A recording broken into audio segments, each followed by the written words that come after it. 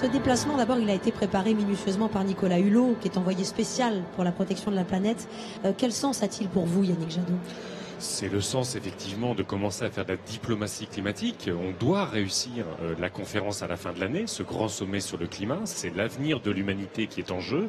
Et je crois que c'est un très bon début, à la fois d'emmener un certain nombre de personnalités, de donner du retentissement à cette visite.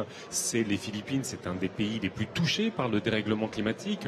On se souvient du cyclone, du typhon Haiyan. C'est des milliers de morts, c'est en permanence la capacité des gens à vivre simplement dans ce pays qui est remise en cause.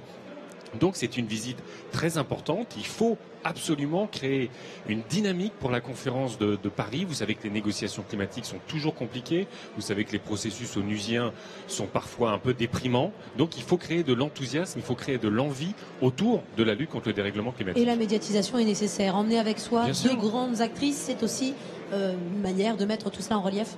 Il faut absolument que les citoyens se mobilisent. Vous savez, vous vous souvenez, il y a 5 ans à Copenhague, il y avait eu une extraordinaire mobilisation citoyenne, mais une mobilisation citoyenne qui était d'une certaine façon passive vis-à-vis des chefs d'État et de gouvernement dont on attendait tout. Aujourd'hui, vous avez des citoyens qui, dans leur vie quotidienne, s'engagent, qui créent des coopératives des énergies renouvelables, qui économisent l'énergie, qui changent de transport, qui favorisent les transports collectifs. Et c'est cet engagement des citoyens qui fera la réussite de la lutte contre le dérèglement climatique.